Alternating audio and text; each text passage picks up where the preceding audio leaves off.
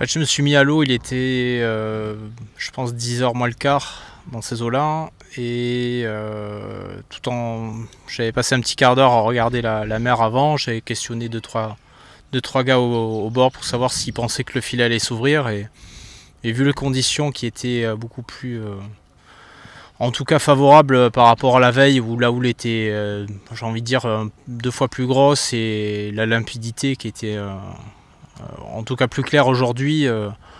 Voilà, il y avait tous les facteurs qui pour moi étaient que les roches noires c'était un peu une carte postale et idéale pour aller surfer. Et du coup j'ai décidé d'aller me préparer, me mettre à l'eau. J'ai croisé un ou deux gars avec qui j'ai discuté avant de me mettre à l'eau. Et je pense que voilà, j'ai eu le premier pied dans l'eau à moins le quart, à 10 h moins le quart. Et il m'est arrivé ce qui est arrivé vers 10 h 10 je crois. J'ai pas regardé ma montre, c'est plus le poste MNS qui a remonté l'horaire de cette attaque là sur ma planche, quoi. On était quasiment 10 personnes je crois au pic. Il y avait, comme je dis, pas beaucoup de vagues, enfin pas de grosses vagues. Il y avait peut-être 1,20 m, 1,30 m, mais pas plus. Et on était 10 personnes à l'eau. Il y avait une majorité de planches de gars en longboard et puis et paddle, et peut-être un ou deux bodyboarders que j'ai dû croiser comme ça. Je ne m'étais pas positionné au large, j'attendais les vagues intermédiaires. Et là, en l'occurrence, il y en a une qui s'est présentée, qui était plus vers le spot de Cachera. Et j'ai ramé vers l'intérieur pour essayer de l'attraper. Donc j'étais assez lancé dans ma course pour prendre la vague. J'ai commencé à accélérer pour réussir à la prendre. Et là, à ce moment-là, j'ai senti quelque chose de bizarre où je me suis senti ralenti dans ma course, comme si quelqu'un me retenait un t-shirt. Et ma planche qui commençait à glisser dessous moi en fait. Et à ce moment-là, j'ai eu un réflexe de peur où j'ai abandonné ma planche. Je surfe jamais avec les leashs en fait, j'en mets jamais. Et du coup, j'ai laissé ma planche. Et c'est là que j'ai vu c'était pas normal, parce que pendant une demi-fraction de seconde peut-être, elle était encore immergée, elle était encore sous l'eau, quoi. Elle n'était pas remontée de suite. Et quand elle est remontée à la surface, j'ai vu qu'il y avait une morsure franche dessus, où il y avait le pain de mousse de la planche qui apparaissait. Et voilà, il y avait un surfeur à côté de moi qui était peut-être à 3-4 mètres de moi, qui est venu sur moi m'aider, parce que de suite je me suis mis sur le dos. Et j'ai essayé de prévenir les gars qui étaient les plus proches de moi. Et donc il y a le premier qui est arrivé.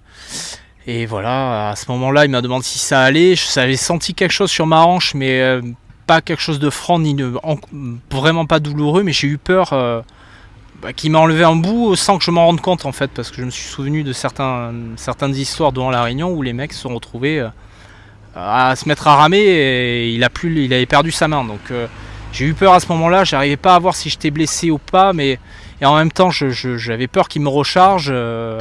Moi, après, j'ai continué de tête baissée à nager en regardant un peu sous l'eau si le requin ne revenait pas sur moi. Et après, j'étais très vite dans une zone où il y avait beaucoup de mousse et de remous. Le gars qui était en surf, apparemment, je suis pas resté avec lui, et lui essayé de rester à côté de moi, mais apparemment lui s'est fait charger. Mais j'ai pas vu à aucun moment ce requin. Je pourrais pas dire la couleur ni la dimension qu'il avait. Et voilà, voilà l'histoire grosso modo. Et après, très vite, il y a eu Thomas Richard qui sont arrivés avec un pilote au jet ski, sur le jet ski, qui m'ont remorqué et m'ont sorti immédiatement de l'eau. Qu'est-ce que vous vous êtes dit à ce moment-là? Ça a été super vite. Moi, j'ai eu peur qu'il me charge dessus. Après, j'ai eu peur je me suis dit, quand je commençais à ramer, je me suis dit, est-ce que je suis blessé? J'ai pas le temps de regarder, de toucher si j'ai une plaie. J'ai craint le moment où je commençais à perdre de l'énergie, parce que en fait, peut-être je suis amputé de quelque chose ou touché quelque part. J'essayais de sentir de la moindre chose qui était sur quelque chose, un bout peut-être de moi qui était parti, mais en fait non, rien. J'ai eu beaucoup de chance. La petite éraflure que j'ai, je pense pas que ce soit sa mâchoire, parce que on me dit que la peau des requins est vachement abrasive, donc j'ai plus cet effet-là qui a été noté sur la hanche. Mais voilà, je pense que j'ai eu beaucoup de chance, et ma planche m'a peut-être sauvé, ou je suis le premier à donner ces leçons-là. aux autres. Et moi, père de famille, je me suis mis tout seul dans l'erreur de... au bout d'un moment, je vis des semaines chargées avec le métier et je me dis qu'on est un homme... on peut pas reprocher des choses je sais pas, d'être libre. Au bout d'un moment, on a un super spot de surf. C'est vraiment la carte postale. L'eau est claire. Après, qu'il y ait des théories qui viennent encore démonter tout ça, je veux dire, c'est si vous voulez, mais là, les conditions étaient parfaites. Des petites vagues, le filet qui n'était pas immergé. C'était en cours de validation, donc on n'était pas non plus sur une... Je pensais qu'ils allaient l'ouvrir aujourd'hui parce que tous les voyants étaient ouverts en fait pour le faire, donc j'avais un peu anticipé, peut-être 25 minutes avant, 30 minutes avant, j'aurais pas dû le faire.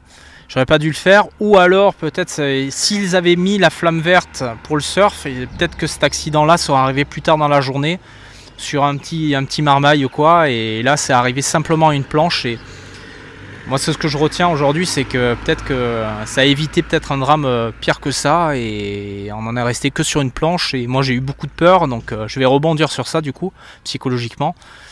Et voilà, mais ouais, je connaissais mes torts, au final je peux rien dire par rapport à ça, et je sais que je vais passer pour le vilain petit canard sur cette erreur-là humaine, mais en même temps, on est des hommes libres, et c'est vrai que là j'ai fait une erreur dans une demi-heure près, et pensant être en sécurité, et pensant avoir analysé tous les facteurs où on me dit que le filet est étanche, qu'il n'y a pas de problème, il n'y a pas de trou. Voilà, je me suis dit que bon, allez, je me mets une demi-heure en avance dans l'eau, et j'aurais pas dû. Ce que je leur ai dit au début du truc, c'est que ils font leur métier. Après, toujours pareil, j'ai eu extrêmement chaud de m'en sortir comme ça. Après, je leur ai dit, je veux pas avoir d'histoire, s'il vous plaît, avec la justice ou quoi, même si j'ai rien contre ça, mais en même temps, à une demi-heure près, j'étais en tort de me mettre à l'eau en avance. Donc je reconnais ça, et clairement, je peux rien dire, je veux pas me défendre par rapport à ça, c'est juste que j'ai été attiré par mon sport, ma passion, et ce côté de liberté aussi, et voilà, donc maintenant... je préfère payer une amende au pire des cas maintenant, et me dire que je suis en vie, je n'ai pas la moitié du ventre enlevé, et voilà, donc je vais l'accepter tel que c'est, mais il y a véritablement, je sais pas combien ça fait d'attaques maintenant, peut-être 22 ou quoi, il y a vraiment un problème ici à La Réunion, donc je suis pas pour l'éradication ni tuer les requins, il faut s'enlever ça de l'esprit, je suis pas du tout dans ce mode-là. Il y a des solutions qui doivent être étudiées et très rapidement, et en collaboration avec tout le monde, et tout ce qu'on lit sur les réseaux sociaux, tout ça, ça ne tire pas vers le haut et ni vers une solution. On a un problème qui est général, et je pense que ce problème-là arriverait en France sur une grande plage type Biarritz ou quoi. On laisserait pas autant de temps et autant de morts et autant d'attaques, parce que là c'est plus qu'un pan touristique qui s'effondrait, ce serait une véritable catastrophe si ça arrivait en France, ce type-là de problème. Et là je vais plus à l'eau, c'est terminé.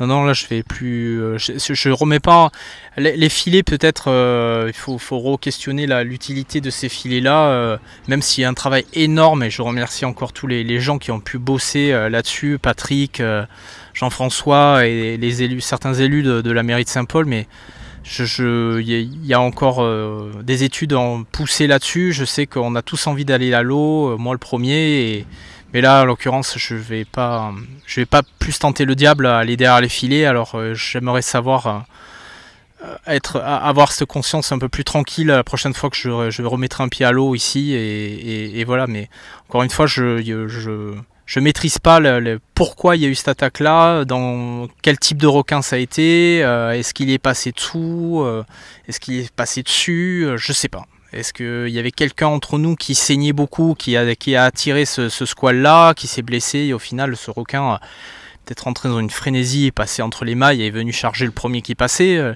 Je sais pas du tout ce qui se passe là, mais en l'occurrence pour l'instant je prends plus de risques à aller même dans les filets pour l'instant.